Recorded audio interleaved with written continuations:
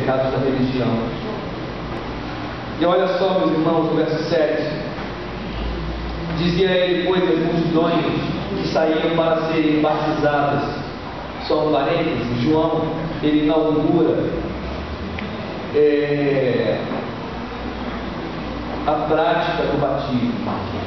Você vai encontrar na religião de Israel muito raramente o povo se batizando. João Batista vai inaugurar a prática do batismo, mas o povo sabia, por causa da cultura da época, e era comum em algumas religiões vizinhas a Israel, o batismo como rito de iniciação para uma religião, de purificação do pecado. E João Batista vai trazer o batismo para dentro da religião de Israel. E a pregação dele, aqueles que vinham ser batizados, batismo significa lavar, aqueles que vinham ser lavados do seu pecado, a pregação dele era uma pregação muito antipática. Ele dizia, raça de víboras, quem vos induziu a fugir da ira vindoura? Quem ensinou vocês a fugirem da ira de Deus que está por vir? Apesar da pregação dele ser muito antipática, as multidões seguiam. Isso significa que as multidões estavam fartas do estilo de vida que eles estavam vivendo, porque o pecado cansa. Chega uma hora que a gente diz, basta, eu quero mudar de vida. E aí então eles vinham para João Batista no deserto, porque eles queriam mesmo mudar de vida. E aí João Batista diz, verso 8, produzam, pois, frutos dignos de arrependimento. E não comeceis a dizer entre vós mesmos, temos por pai Abraão, porque eu vos afirmo que destas pedras Deus pode suscitar filhos a Abraão. O que ele está dizendo, meus irmãos? Que vida com Deus não é discurso, vida com Deus é transformação. Ele diz, não, olha, não adianta vocês dizerem eu sou filho de Abraão, eu sou da descendência de Abraão, eu sou circuncidado. Isso não vai salvar vocês. Deus pode suscitar filhos de Abraão dentro dessas pedras. Se vocês querem ser filhos de Abraão, se vocês querem ser salvos, se vocês querem fugir da ira vindoura, então vocês precisam produzir frutos dignos de arrependimento. O que ele está dizendo? Cristianismo não é coisa da boca da língua. Não basta você dizer Senhor, Senhor. A sua vida precisa mudar. E cada aspecto da sua vida precisa mudar. Você precisa produzir frutos dignos de arrependimento. Então, meus irmãos, se converter a Jesus é mais do que vir à igreja no domingo de manhã. Se converter a Jesus é mais do que se batizar. Amém. Se converter a Jesus é mais do que no seu trabalho, você colocar música evangélica tocando. É você mudar cada aspecto da sua vida. O seu casamento precisa ser melhor. A sua relação com o trabalho precisa ser ética, precisa ser honesta. Seu relacionamento com seus amigos precisa ser transformador. A sua vida precisa, de forma positiva, denunciar os erros dos seus amigos. E a sua vida precisa, de forma positiva, convidá-los a uma vida mais bonita, mais santa, que agrade a Deus. A sua vida precisa denunciar a incredulidade deles, mas denunciar não de uma forma legalista, moralista, rancorosa, amargurada, não de uma forma rude, mas a sua vida precisa denunciar a incredulidade deles de uma forma positiva. Existe denúncia positiva, ele olhar para a sua fé e dizer, caramba, eu queria ser assim. Eu queria ter a fé, a esperança e a confiança que ele tem. Ainda que seu amigo não verbalize isso, a sua fé deve denunciar a incredulidade dele. Ele deve perceber a sua incredulidade e dizer isso não é bom. A sua vida bonita, santa, deve constranger aqueles que te cercam a viver uma vida assim também. Eu tinha um amigo, Leonardo, não, na verdade ele não era meu amigo, ele se tornou meu amigo depois. Na verdade eu cresci admirando o Leonardo, ele era mais velho que eu e ele era surfista, ele surfava muito bem. Ele morava no condomínio de Taquara, no Vale do Sol, e todas as meninas falavam dele, Leonardo, todas as meninas eram filhas do Leonardo, e o cara surfava pra caramba, o cara era bonito, o cara era forte, era sarado, e eu sempre quis ser o Leonardo, né? Ele era a minha o meu modelo. Depois eu me converti e aí eu conheci o Leonardo. Eu não conhecia, só conhecia de vista, de ouvir falar. E adolescente sempre tem, né, o seu modelo, que é o modelo de vida, que é mais velho e tal. E eu conheci o Leonardo, depois que eu me converti, eu não lembro em que circunstâncias. E a gente começou a caminhar, eu comecei a levar ele para a igreja comigo. E ele disse para mim, assim que nós nos conhecemos, que ele já havia passado por uma experiência com Cristo, quando ele se internou no centro de recuperação para viciado. E ali ele conheceu Jesus, mas depois que ele saiu do centro de recuperação, ele se desviou e ele voltou para essa vida. Eu comecei a levar ele para a igreja algumas vezes. E um dia ele virou para mim e falou assim: Michel, eu quero ser igual a você quando crescer. Eu achei essa experiência muito interessante, porque o estilo de vida que eu almejava na minha adolescência era algo destrutivo. E ele estava confessando aquilo. Agora, aos meus 19 anos de idade, eu na igreja, estava lá o Leonardo indo comigo, a igreja também, dizendo: eu queria ser você. Então, não quero usar a minha vida como exemplo positivo, isso é bem desconcertante, mas eu estou falando só da minha fé simples. A minha conversão fez com que esse cara quisesse ser cristão, e ali eu ganhei a convicção de que os meus heróis morreram de overdose, como diz o Cazuza, e que agora eu deveria ter outros heróis, e que as pessoas que estavam no mundo, elas iriam admirar aqueles que vivem uma vida cristã. E ali os meus ídolos do passado foram desmoronando. Então não se envergonhe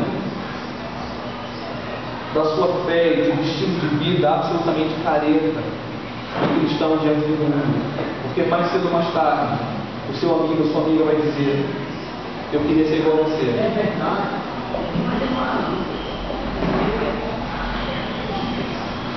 E vida cristã, meus irmãos, não é coisa de discurso. Ainda que a fé seja invisível, e aí a gente tem dois tipos de fé na Bíblia: fé invisível, abstrata e fé concreta. Fé abstrata, por exemplo, a fé de Abraão, que a Bíblia diz: ele creu em Deus e isso lhe foi imputado por justiça. Fé abstrata, ele simplesmente creu. Fé abstrata, por exemplo, do ladrão da cruz, que virou para Jesus sem nenhuma boa obra e disse: lembra-te de mim quando vieres no teu reino. E Jesus disse para ele: hoje ainda estarás comigo no paraíso. É uma fé abstrata, contudo, ela se manifesta concreta também na própria mudança de mente daquele homem, onde um dizia: se o Senhor é filho de Deus, salva-te a ti mesmo e a nós também, desce a gente daqui. E a outra dizia: cala a boca, cara, a gente está aqui porque merece, mas esse nada fez. Ele vira para Jesus e diz: lembra-te de mim quando vieres no teu reino. Porque ele está dizendo: Senhor, eu não quero descer da cruz e continuar vivendo. Eu sei que o teu reino não é dessa terra, eu sei que o teu reino é celestial. Então, o que eu quero é entrar no céu junto contigo. Ele confessa Jesus, ele confessa o céu, ele confessa que o reino de Cristo não é dessa terra, é celestial. E lembra-te de mim quando vieres no teu reino. Então, ele manifesta crer em algo sobrenatural, em algo para ler dessa Bíblia, pede para Jesus colocar lá. E mais do que tudo, ele crê que Jesus poderia levá-lo para o céu, não somente porque ele pediu. Ele cria que Jesus podia apagar todos os pecados dele. Ele cria que, apesar de ser pecador, digno de condenação, à morte por crucificação, ele acreditava que Jesus poderia apagar todos os pecados dele. E não somente porque ele pediu, ele cria que Jesus podia dizer: sim, eu vou levar você para o céu para reinar junto comigo, apesar de você ser um pecador. Isso é fé, meus irmãos. Fé abstrata, que não se manifesta nas obras do dia a dia, mas se manifesta no crer, e no crer firme. Esse homem não cria no desempenho espiritual que ele teve na sua vida, porque ele estava crucificado, e ele confessa que era digno de morte por crucificação, de tão ruim que ele era. Ele diz: mas eu creio que a tua vontade, Jesus, supera qualquer maldade minha. Ele não cria nas suas obras, ele cria na bondade de Jesus e na capacidade que Cristo tinha de olhar para um homem mau e dizer: eu vou levar você para o céu junto comigo, só porque você me pediu. Isso é fé abstrata, que é mais poderosa do que qualquer obra. Agora, meus irmãos, por outro lado, existe a fé concreta. É a fé que se manifesta nas obras.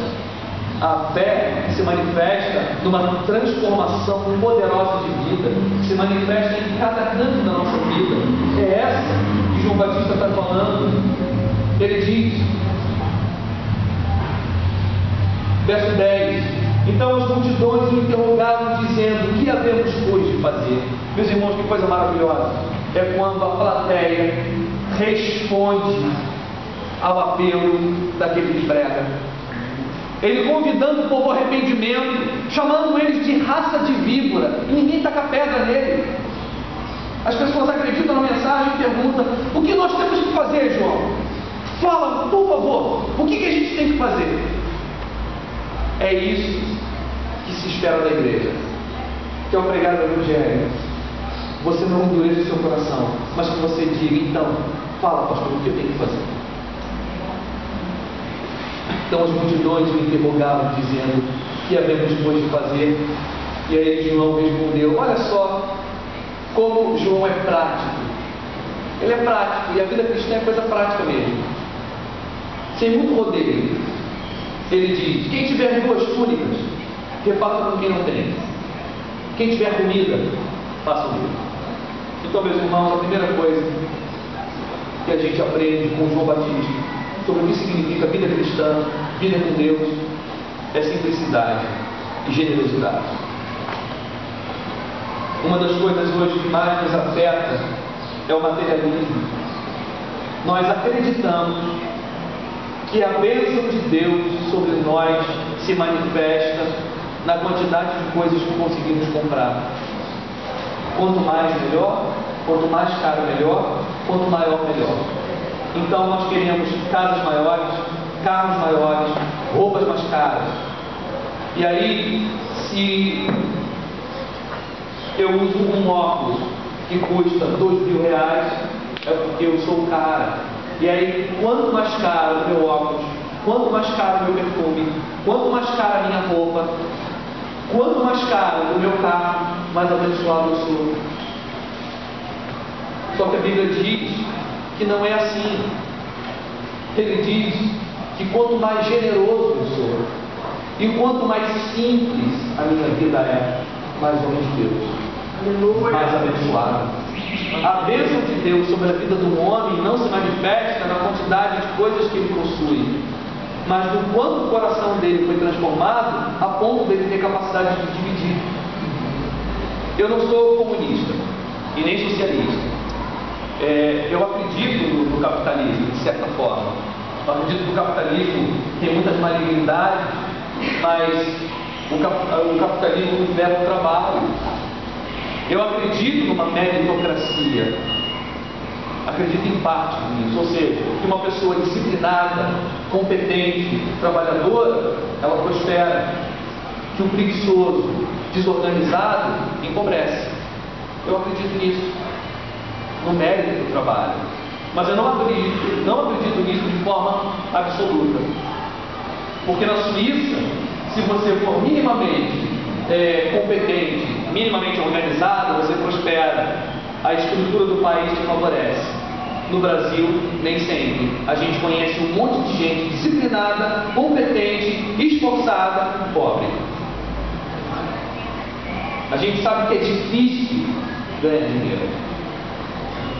A gente sabe que muitos no nosso país nasceram num modelo de vida tão pobre que não receberam educação suficiente, que não receberam cultura suficiente, que não receberam disciplina suficiente, portanto não conseguem se estabelecer no mercado de trabalho, vão ser pobres para sempre.